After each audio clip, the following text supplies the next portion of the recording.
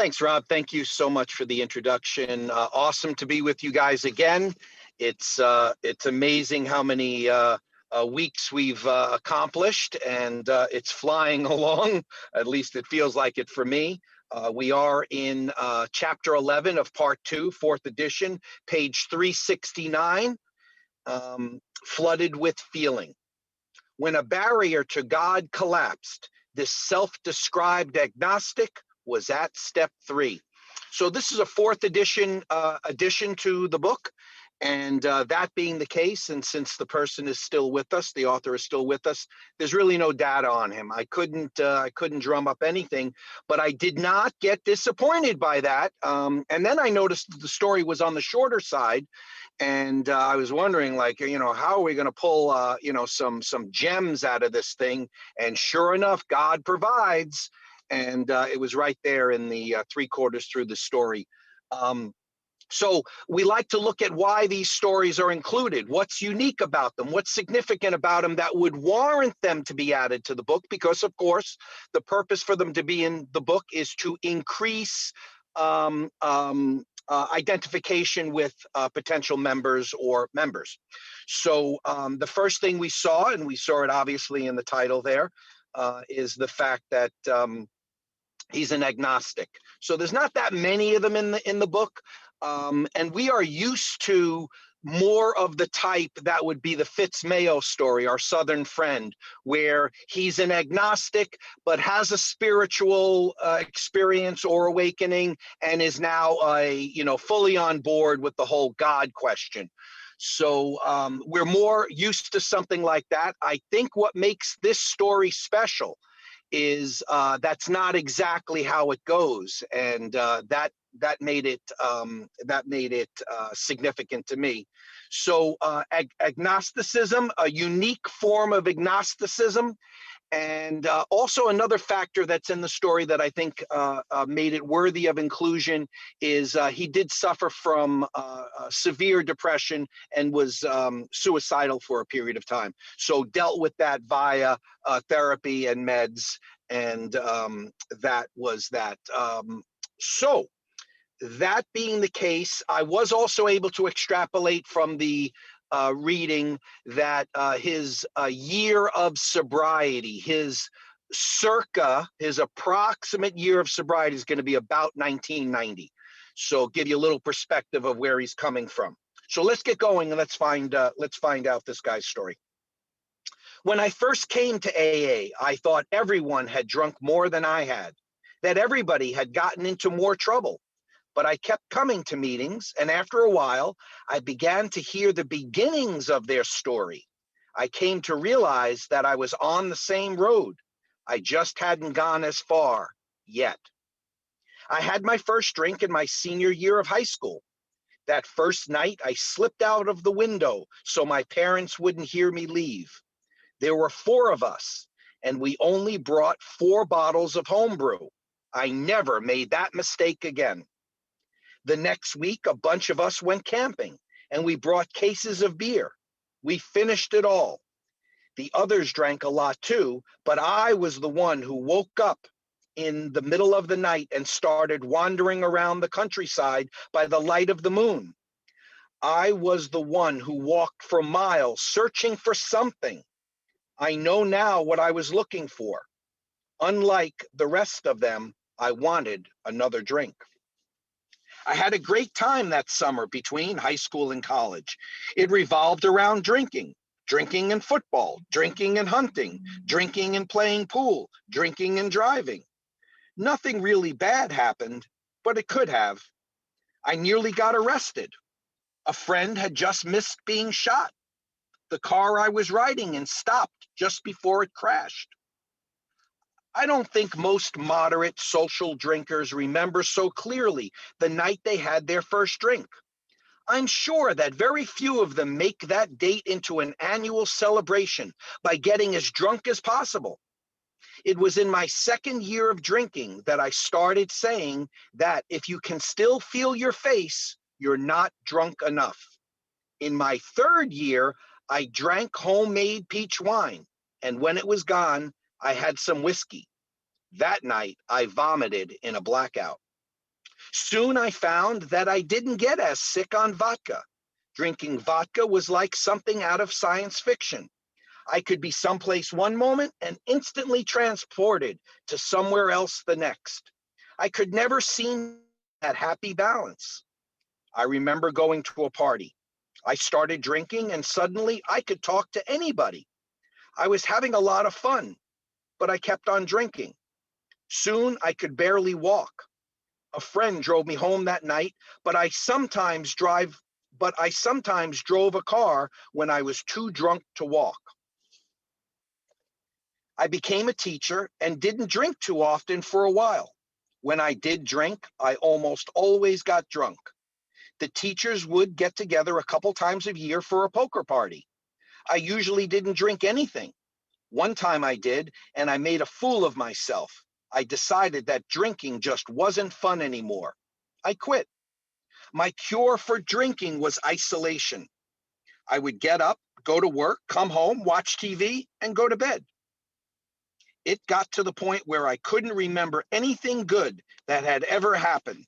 I couldn't imagine anything good ever happening in the future. Life had shrunk down to an endless, awful now. The depression became so bad that only medical treatment kept me from killing myself. After 7 months, the doctor took me off the medication. I wasn't suicidal, but I wasn't very happy either. A new teacher came to my school, and I invited myself over to her place for a drink. I remember telling her, as I lifted the glass, that this might not be such a great idea, but I believe it's worth the risk. As casually as that, I began drinking again. At the winter break, she went to visit her boyfriend, and I was alone again. 2 days before Christmas, I went to a party. I wasn't going to drink because I had driven there, and I knew that drinking and driving was a bad idea for me. I wasn't feeling particularly good or bad, just a little uncomfortable because I didn't know most of the people there. I was sitting on the couch 1 minute and up drinking a glass of wine the next. There was no conscious premeditation at all. This is the point when many people say, and I went on drinking for 10 more years. Instead, an odd thing happened. A few days later, a teacher came up to me at work and said that she was an alcoholic and that she was going to AA. She had never seen me drink, so I don't know what made her do that. The next day, I asked her how often she went to meetings. Once a week, I asked. No, she said that she had been going nearly every day for almost 6 months. That seemed a little extreme, but I thought maybe if I went to a meeting with her, it might help her out. Besides, I was lonely. Halfway through the meeting, I had the strangest idea. People were introducing themselves as alcoholics, and I had this urge to do the same. This was peculiar because I wasn't, of course. Later, my friend asked me what I thought of the meeting. I said that I didn't really know. It was only much later I realized that for the first time in years, I felt that I belonged. The next day, we went to another meeting, and this time I did say I was an alcoholic. I went to the third meeting by myself. I was nervous. I felt as if I were about to jump out of my skin. I did something that was amazing to me. Before the meeting, I stuck out my hand and introduced myself as a newcomer. I had someone to talk to. I calmed down. From time to time, I would tell the truth. I said in a meeting that I was afraid to get a sponsor because I was afraid he might ask me to do something. I left that meeting with a phone number. I called it, and sure enough, my new sponsor started leading me through the steps using the big book. I called him every day. I told him that I just didn't want to be an alcoholic. He said it didn't matter what I wanted. The question I had to answer for myself was whether I was or I wasn't. He even suggested that I could try a little controlled drinking if I wasn't sure. I knew I had never been able to do that. I didn't have to do any more research. All I really had to do was review the drinking I had already done. I remember telling a friend years ago that I didn't have a drinking problem, I had a stopping problem. We laughed. It was true, but there was something else going on, something that never occurred to me until I came to AA. I didn't just have a stopping problem, I had a starting problem too. No matter how often I stopped or for how long, I always started drinking again. After not drinking for 3 months, I was on the phone with the friend who had taken me to that first meeting. I was complaining to her about problems at work and how my sponsor didn't understand me. Later in the conversation, I mentioned that even when I described myself as an agnostic, I thought maybe something was watching out for me. She asked, "Isn't it about time you made a decision?" And I love that because that is obviously the third step there. And I think what it's really highlighting for us is the idea that there's choice in 1, 2, and 3.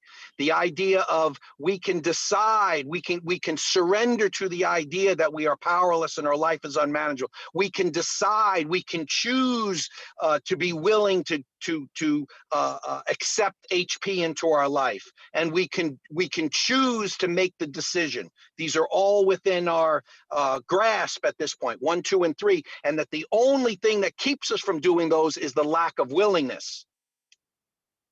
I knew where to look in the big book, and I had been careful to avoid it until then.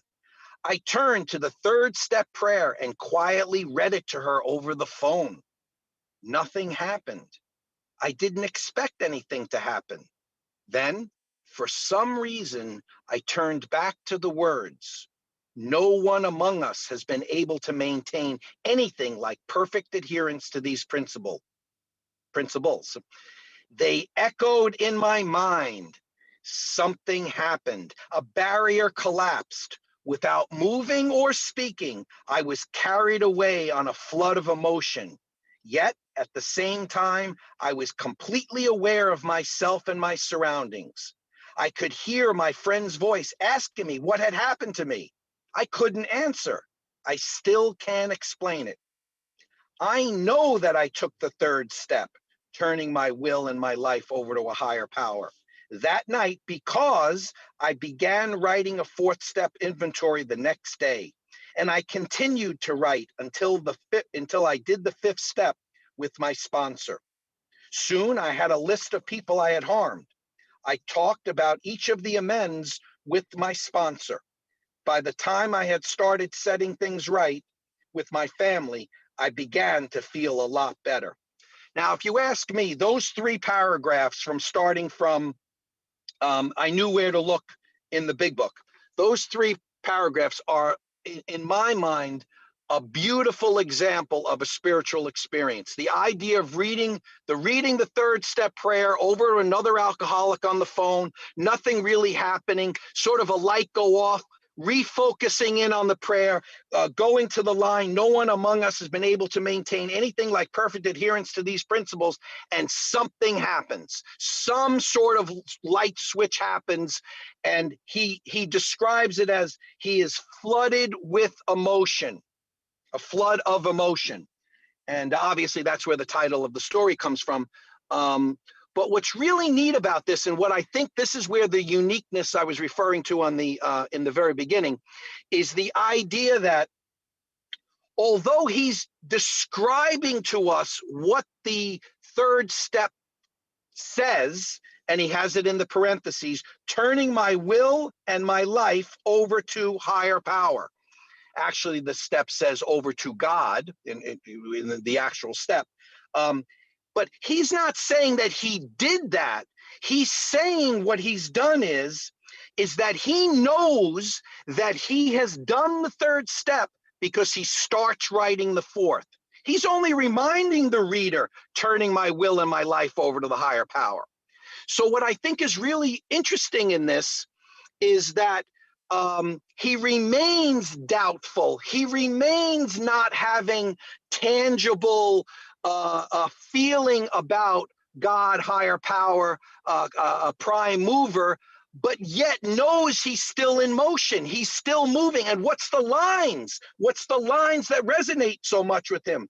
The idea of the no one among us has been able to maintain anything like perfect adherence to these principles. He's saying there's an imperfectness, an imperfection to this experience that I've had, and that's okay. And I think when we include this story in the big book, we're adding more depth and breadth to the definition of what it means to be on a spiritual journey. He's not actually moved into the camp yet. Now, part of it is also, I know what's on the next page, but we see how he stays in this zone, and it's okay. And he's a, you know, a full-blooded member, sober. So I think this is a jump forward in maybe the description of people's awakenings, experiences, agnostic, atheist, you know, believer, non-believer. And again, I think he's purposefully using higher power in his description to the reader of what the third step says, sort of softening some of the religiousness of it, the dogmaticness of it.